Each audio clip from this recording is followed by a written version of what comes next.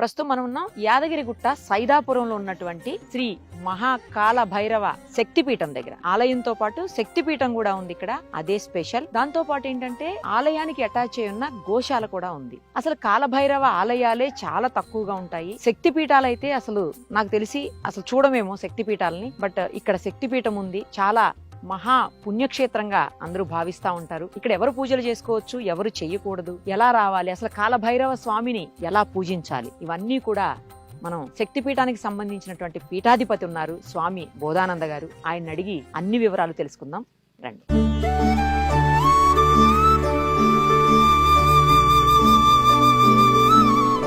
ప్రస్తుతం మనతో పాటు ఉన్నారు శ్రీ మహాకాల భైరవ శక్తిపీఠం పీఠాధిపతి అయినటువంటి శ్రీ బోధానంద స్వామి. ఆయన డాక్టర్ కూడా, అంటే డాక్టరేట్ ఉంది, తర్వాత ఆయుర్వేదంలో మెడిసిన్స్ కూడా ఇస్తారంట. మొత్తం ఆలయానికి సంబంధించిన విశేషాలతో పాటు గోశాలకు సంబంధించినటువంటి విశేషాలు కూడా స్వామిని అడిగి ఇప్పుడు తెలుసుకునే ప్రయత్నం చేద్దాం. స్వామి నమస్తే అండి.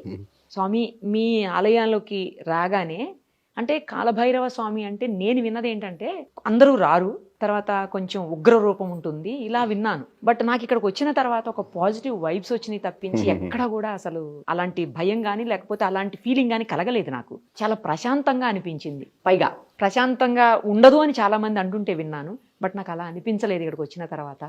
ఒక్కసారి స్వామి గురించి నాకు పూర్తిగా చెప్పండి. కాలభైరవ స్వామి టెంపుల్స్ ఉండేదే చాలా తక్కువ ఉంటాయి, అలాంటిది ఇక్కడ అసలు శక్తిపీఠమే ఉందని చెప్పి తెలిసి నేను మీకు కాల్ చేసి వచ్చాను. యాక్చువల్లీ ఇది ఒకప్పుడు ఒక గ్రామం. ఓకే. ఈ చెరువు లాంటిది ఏదో పక్కన ఉంది కదా, ఆ చెరువు పొంగటం వల్ల ఏదో వరద లాంటిది వచ్చినందువల్ల ఈ గ్రామం మునిగిపోవటం వల్ల పక్క ప్రాంతానికి, ఎత్తు ప్రాంతానికి వెళ్లి గ్రామం స్థాపించుకోవడం జరిగింది. ఈ గ్రామం పేరు సైదాపురమ్మ. యాదగిరిగుట్ట నుంచి 3 కిలోమీటర్స్ దూరంలో ఉంటుంది.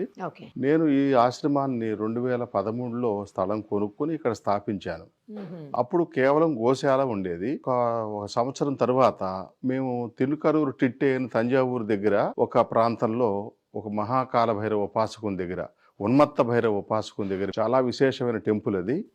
రాత్రి చంద్రుడు ఉదయించిందే ఒక నీటి బొట్టు శివలింగం మీద పడుతుంది. ఉదయం సూర్యుడు ఉదయించిందే ఒక నీటి బొట్టు శివలింగం మీద పడుతుంది. సూర్యచంద్రుడు అభిషేకించే శివాలయం అని టిన్కరూరు టిట్టే అని తంజావూరు నుంచి 4 కిలోమీటర్స్ దాటిన తర్వాత రోడ్ నుంచి రైట్ సైడ్ లోపలికి వెళ్ళాలి.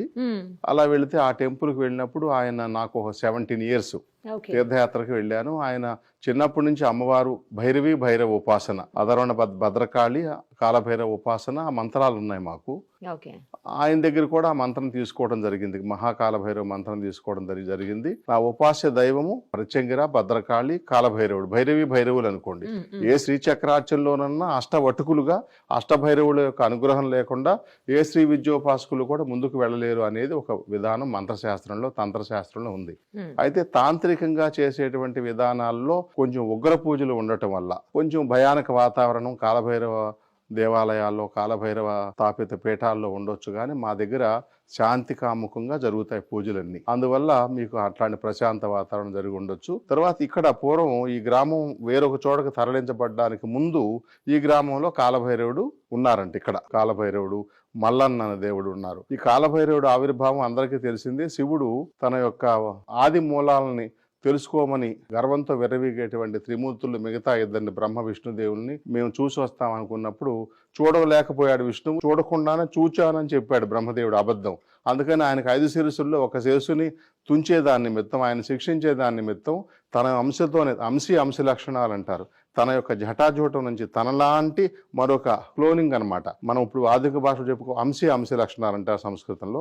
ఆయనలాంటి శక్తి, ఆయనలాంటి వాడే, ఆయన అక్కడే ఉంటాడు. ఈయన పని కాలభైరవుడు చేసి ఆయన ఉద్భవించి, ఉగ్ర రూపంతో ఉద్భవించి ఆ యొక్క బ్రహ్మదేవుని యొక్క శిరస్సుని ఖండించినటువంటి సందర్భంలో కాలభైరవ ఉద్భవము ఇక్కడేమో పూర్వం ఉండేది. మేము ఒక 2 సంవత్సరాలు అయిన తర్వాత మంత్రజపాదులు చేస్తూ ఉన్నప్పుడు, ఏది కాలభైరవుడు మంత్రం జపం చేస్తున్నప్పుడు ఇక్కడ పూర్వం గుడి ఉండేదని స్థానికుల్లో పెద్దవాళ్ళు చెప్పారు. ఈ పక్కన కూడా గుహ ఉంది కొండలో.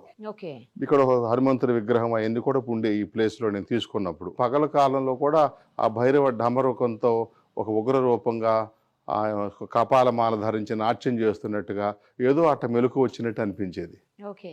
మధ్యాహ్నం అప్పుడు 2ంటికి అట్ట కాస్త విశ్రాంతి తీసుకునే సందర్భంలో మనం ఎందుకు ఇక్కడ కాలభైరవుడు చుట్టుపక్కల లేరు కదా, మన ఉపాస దైవం కాలభైరవుడు ఇక్కడ మనం కాలభైరవ దేవస్థానం ఉండేది అంటున్నాం, మనం ఎందుకు స్థాపించకూడదు, మనం ఇప్పటికే వయసు దాటిపోతూ ఉంది, ఇంకా ముందు ముందు ఇంకా చేయలేం కదా అనే ఉద్దేశంతో ఒక 12 సంవత్సరాల క్రితం కాలభైరవుని ప్రతిష్ఠించడం జరిగింది. ఓకే. మెల్లమెల్లగా మీరు చూచే ఈ గుడి నిర్మాణం జరిగిందనమాట.